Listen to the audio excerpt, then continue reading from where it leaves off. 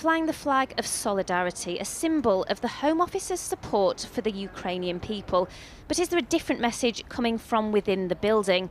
With legal routes for many Ukrainian refugees into the UK currently out of reach. The UK has to do its bit and provide sanctuaries for refugees alongside other countries. And we need to make sure that that can happen swiftly without some of the existing visa hurdles and bureaucratic delays that the government has currently put in place.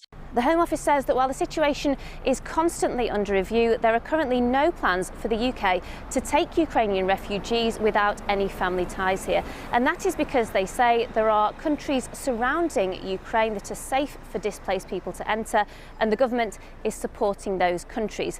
Their priority is to get British nationals and their close family members out by making it quicker and easier for them to get the proper documentation. So removing costs and relaxing rules around visas and providing places in the region for people to be processed.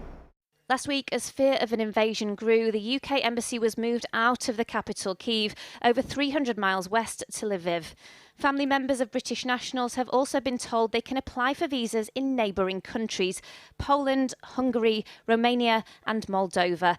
Next week, capacity in those centres will be extended further, and a new pop-up centre will be opened in Rzeszów in the southeast of Poland. Christina lives in the UK but has relatives across Ukraine. So we've got family trapped in an apartment block in a city called Sumy, right on the eastern border.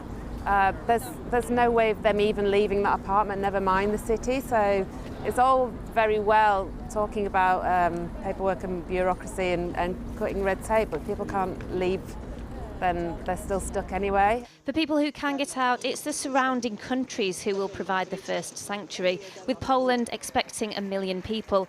But other countries have already stepped up, with Ireland yesterday saying it will take those who have no existing ties to the country. Lord Dubs, who entered Britain on kinder transport in 1938, warns that planned changes to immigration laws are about to make things even tougher for those fleeing war. Ireland and Portugal have already also said they'll take Ukrainians, and from the British government, nothing but silence. And indeed, if you look at the legislation that's coming forward, the Nationality and Borders Bill, unless they change that, it would be impossible for a Ukrainian to get asylum in this country. The Home Office insists it is standing shoulder to shoulder with Ukraine by providing a helpline for family members of British nationals trying to get out and extending visas for those currently in the UK. But with a refugee crisis building abroad, there is pressure building at home to do more. Well, with the prospect of millions of people forced to flee their homes, this could swiftly turn into a humanitarian catastrophe.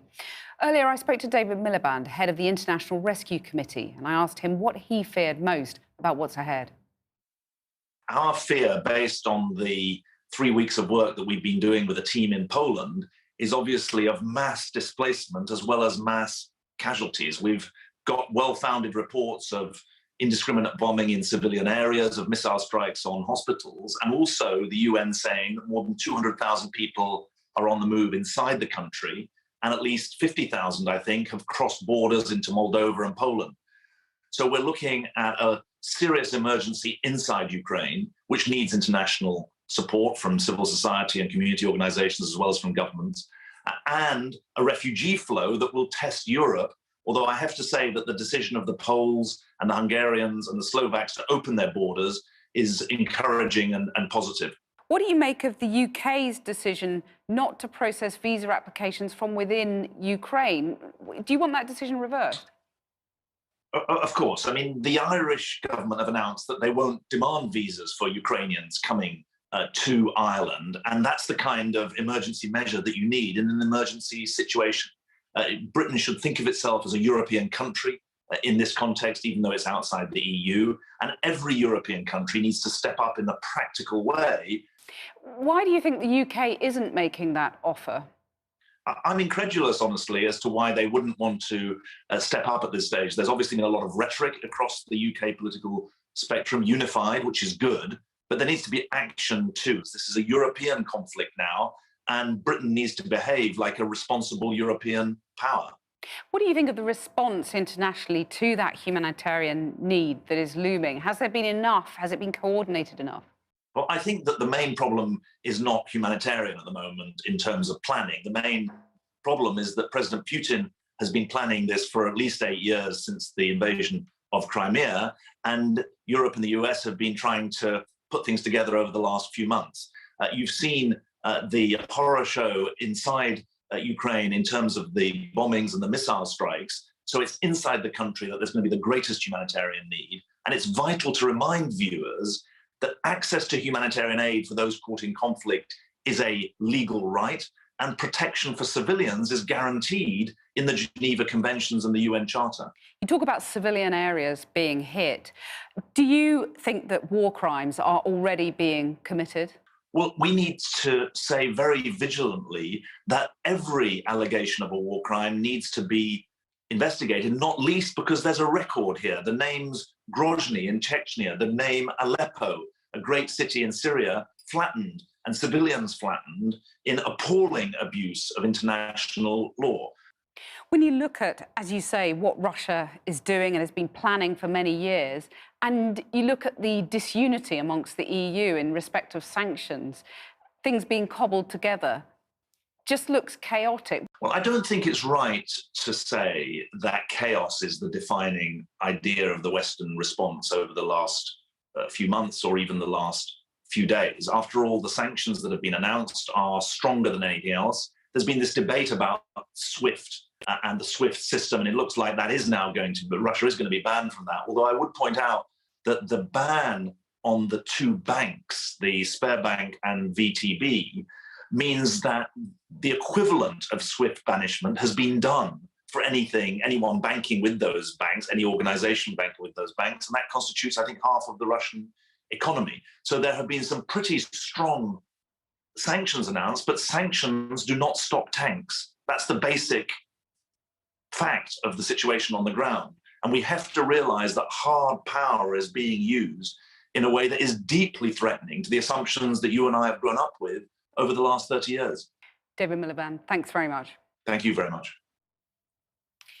Some other news now, and in Florida, the Conservative Political Action Conference, America's biggest gathering of right-wing activists, is getting underway in Orlando, now, of course, being held in the shadow of the Ukraine war. Tonight's keynote speaker is Donald Trump, a man who has not been shy of lavishing praise on Vladimir Putin. Kieran Moodley is there. Kieran.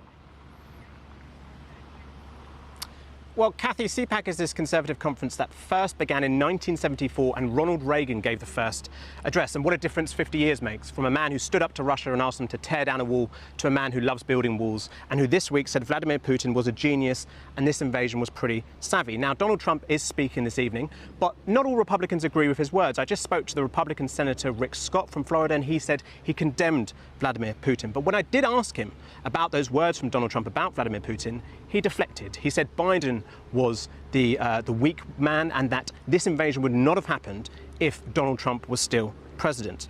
I think essentially when it comes to the Conservative movement, to the Republican Party, they are muddled when it comes to Ukraine and foreign policy. Because remember, make America great again, America first. That is nationalist, that is insular, it doesn't get involved in foreign conflicts. On the other hand, the Republican Party historically has stood for freedom and stood up to communist Russia, just like their hero Ronald Reagan. Regarding the current president, Joe Biden, he is in Delaware this weekend. He is speaking regularly to Volodymyr Zelensky, and he is committing more financial aid to Ukraine. But coming back to here to Florida to CPAC, when you go in there and you see the speeches and you look at the meetings, Ukraine is not really registering. They're more focused on mask mandates, on COVID restrictions, the Democrats. And so this is a movement very much focused on America and culture wars, not a foreign war where Ukrainians are calling on America to stand up. Kieran in Orlando, thanks very much. After the break, protests across Europe and here in the UK in support of Ukraine, and their homes became a war zone. We speak to one Ukrainian woman here who's desperately trying to get her sister and her 2 children to safety.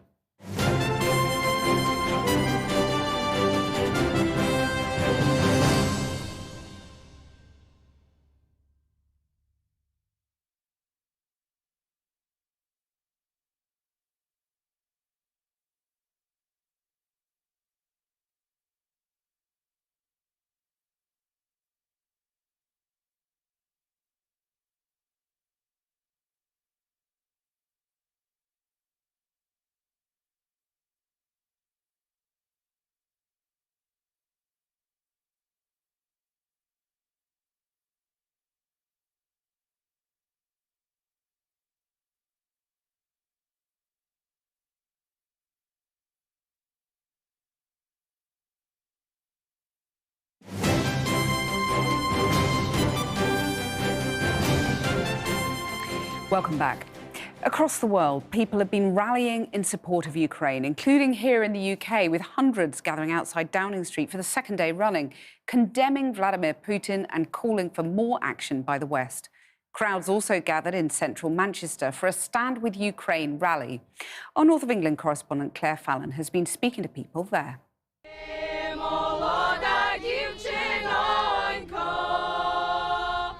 They sing of home and of hope, even though many here say things feel hopeless right now.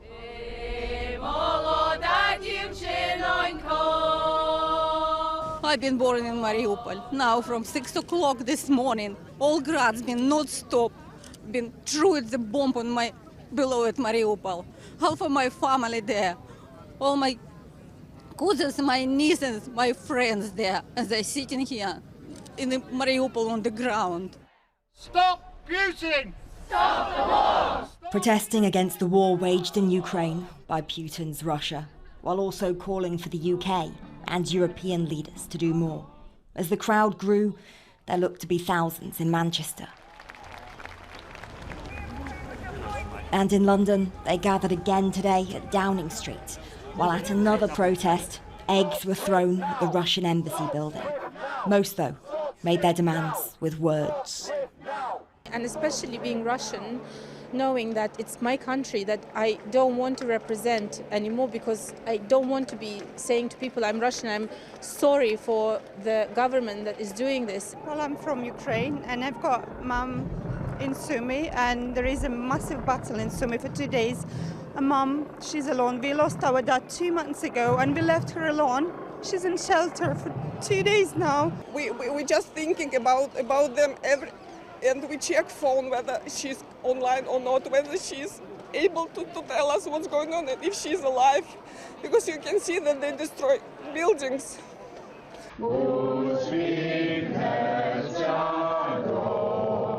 In the hours after the invasion started, in Leeds and towns and cities all over, meetings were held as Ukrainians living in the UK planned this weekend's protests while still struggling to take it all in. You know, I think we all hoped and dreamed that this wouldn't happen. You know, the rumours were there, the stories were there, the intelligence was there to say that he wasn't just going for a snip, he wasn't just taking a little bite out of Ukraine, he wanted everything, he wanted Kyiv. So, yeah, we just hoped it wouldn't happen. Larissa was at that meeting in Leeds. Her elderly mother is in an area of Ukraine that's under attack. Today, she travelled to Manchester to be part of the protest. We're extremely worried, we're unable to sleep, people having stress issues and things. And the same fears are shared by many here. Watching it all over the last couple of days, how's it been for you? It's just been heartbreaking. My parents went through this in the 40s, 30s, 40s, and luckily they're not here to see it all, because it would really crucify them, seeing it all again. Sorry.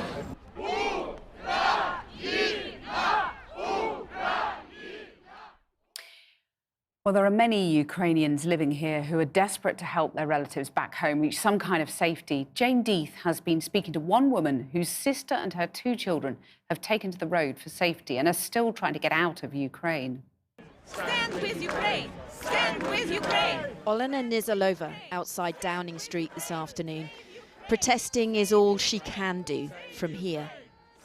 She's powerless to help her sister Olha, who's stuck in Ukraine trying to escape into Poland. Olena got through to her today on the road to the border for a second attempt. Last time she and her sons were turned away. So it's a view of our Ukraine. Do you see how many cars here? It's just her and her boys, Dmytro, 6 and 8-year-old Borden, making this journey into the unknown.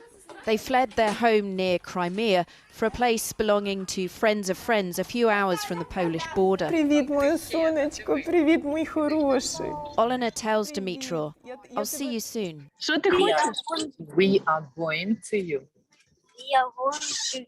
Olena has to just wait and see if her family makes it out. I hope that she has strength to cross the border. I hope that she will be allowed through, but you know, nothing is certain. Speaking to her today, how did she look? How did she seem to you? Is she okay? I think she does feel relieved, but also I think she has to show, to children to be courageous and not, in despair. Children got scared.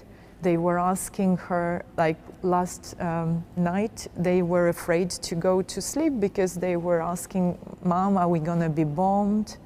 And then they were telling if I could pick them up, if they can go to me, because they don't have anyone else.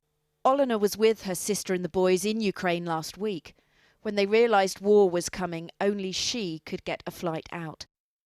We got really, really worried, and so we woke her up at night and we said, like, okay, let's discuss. Can you go to Poland? I told her, please, please, please, just take, for 1-2 days, just get there. We'll organize something.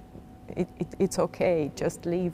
It must have been hard for you to leave Ukraine and not be able to bring your sister and her children with you. I don't know even how to explain this. She's 10 years younger, so I'm actually struggling with this. Like, my feelings towards her are somewhere in between the mother and the sister, because I always wanted to have someone in my life. And when she was born, I was already 10, and that was like my baby. Tonight, Olena's baby sister and her 2 babies are walking towards a foreign country, pulling their suitcases behind them. Hello. Hello. Ola says they've got about 5 kilometres to go to reach the border. Our hands are cold, she says, because we've lost our gloves.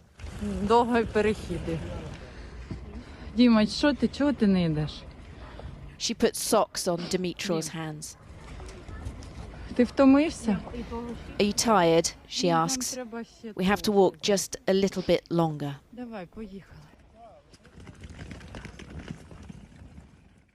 Jane Deeth there.